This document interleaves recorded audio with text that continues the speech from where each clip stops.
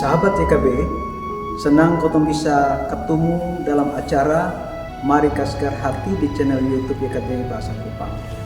Sebelum kotong baca firman Tuhan, mari kotong berdoa. Bapa, terima kasih sekali lagi kotong diberi kesempatan untuk mendengarkan firman Tuhan.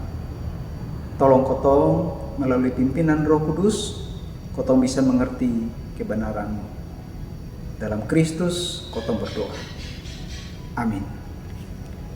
Renungan ini hari kotong ambil dari buku Renungan Wasiat Kekal yang berjudul Bab Pegang di Tuhan Pun Hikmat, berdasarkan pada Amsal 7 ayat 1 sampai ayat 4. Ayat 2 sampai 3 akan jadi kotong pun inti renungan yang bilang begini. Bab pegang su di beta pung perintah, deng lu akan hidup. Simpan beta pung ajaran ke lupung biji mata, ika semua di lupung jari-jari, dan tulis di lupung loh hati.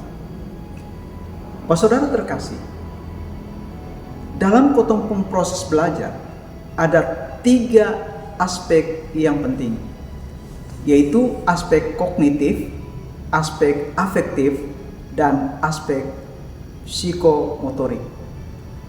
Aspek kognitif itu berhubung dengan kemampuan untuk mendengar yang diajarkan. Andia kokotong pun pengetahuan dan wawasan berpikir itu bertambah luas.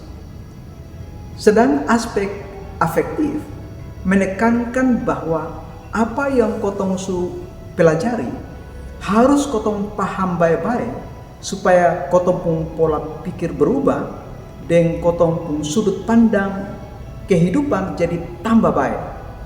Pada akhirnya semua yang kotong pelajari dan pahami itu harus nyata dalam praktek hidup hari-hari.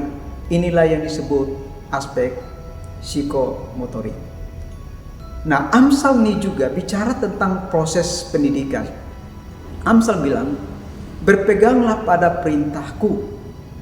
Kemana cara berpegang di Tuhan pun hikmat? Pertama, simpan hikmat dalam kotong pung hati.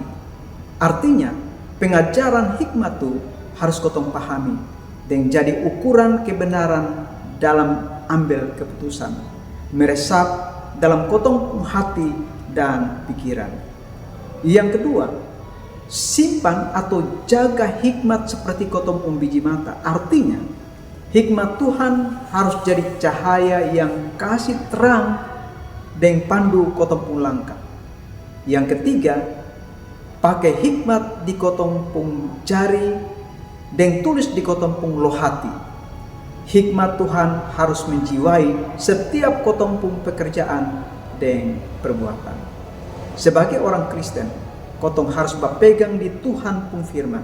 Kotong sedia untuk mendengar dan memahami. Juga kotong lakukan. Proses belajar ini harus terus berlangsung sepanjang kotong pun hidup. Itulah makna berpegang di Tuhan pun hikmat. Mari kotong berdoa. Bapa, terima kasih kotong sudah dengar firman Tuhan. Tuhan tolong supaya kotong bisa belajar dari hikmat Tuhan, dari firman Tuhan, supaya kotong semua menjadi orang-orang yang punya hikmat dalam menjalani kotong pun hidup.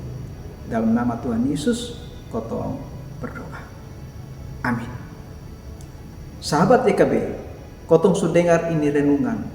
Kalau sahabat-sahabat diberkati, jangan lupa like, subscribe, dan bagikan ke orang lain.